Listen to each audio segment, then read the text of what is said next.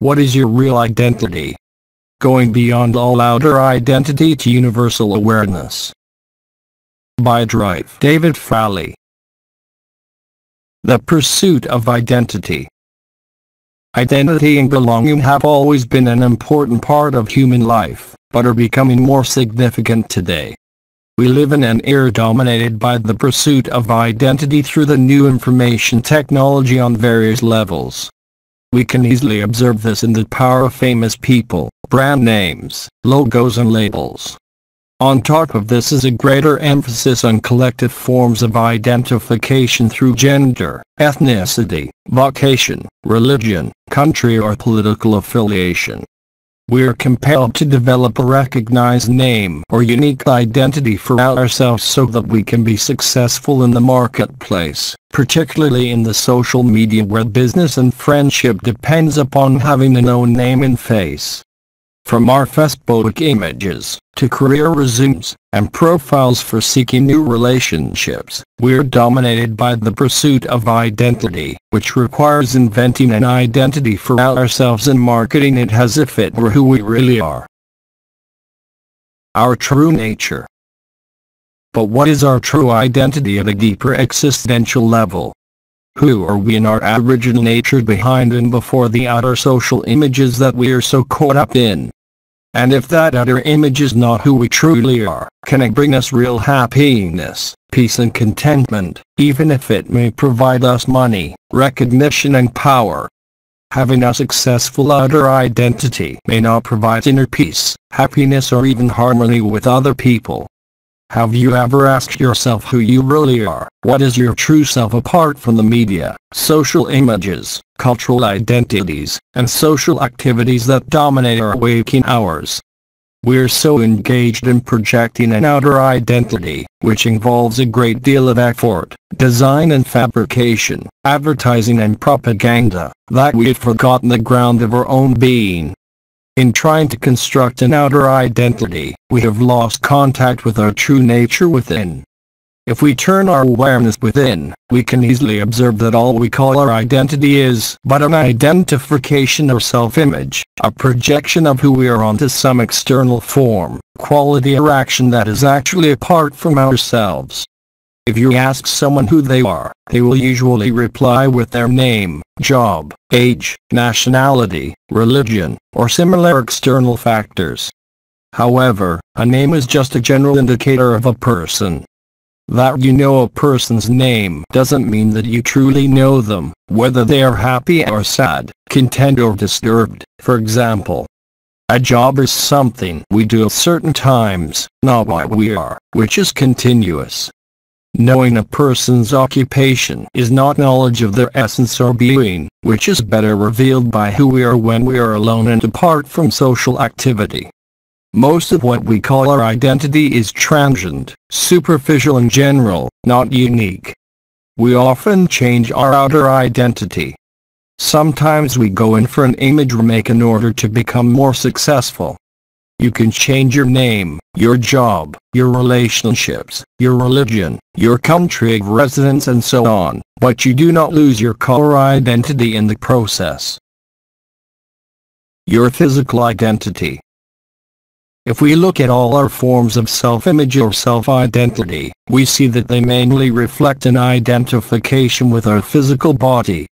Other identifications arise from our bodily identification, such as our gender, age, country of birth and so on.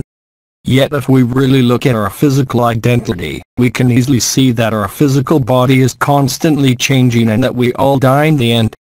Our physical body is not our unchanging identity or inner essence but a changing outer appearance, more intimate but not entirely different from the clothes that we wear, an external vesture for our inner being and consciousness. Your mental identity.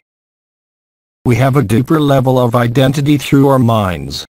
This begins with the factors of our physical existence but extends to our thoughts, opinions, and beliefs, including our ideas to who we are and what is the nature of reality. Yet this mental identity, though deeper than the physical, is yet more subject to change, starting with our education when we are young and extending to our shifting opinions and perceptions as we age.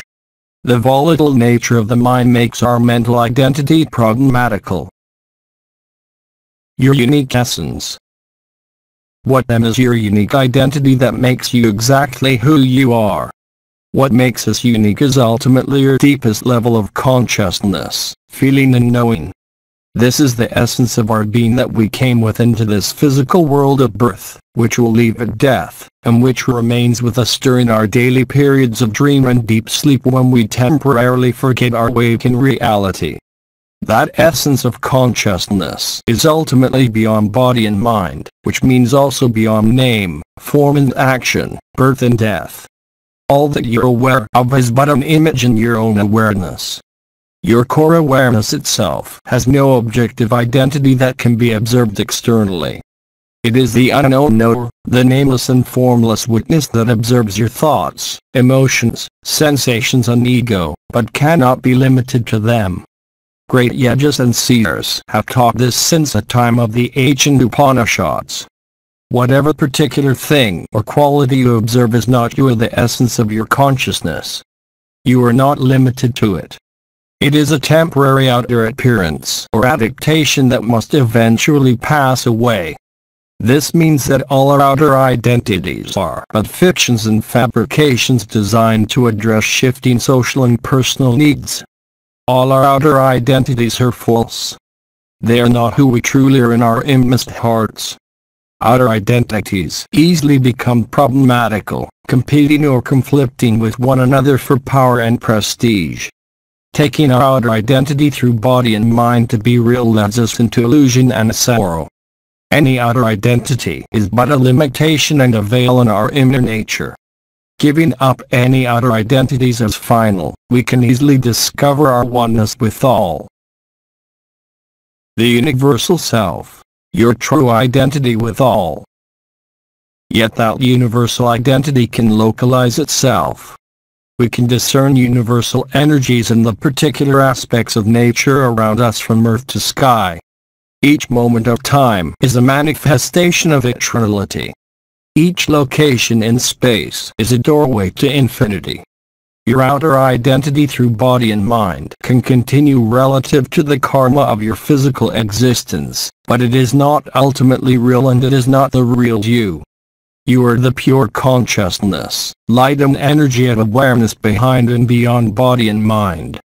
Your current human manifestation is but an expression of the universal person for whom the entire universe is the body, and cosmic intelligence is the mind.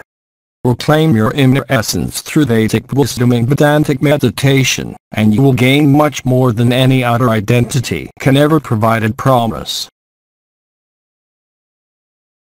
Link: Vedic.net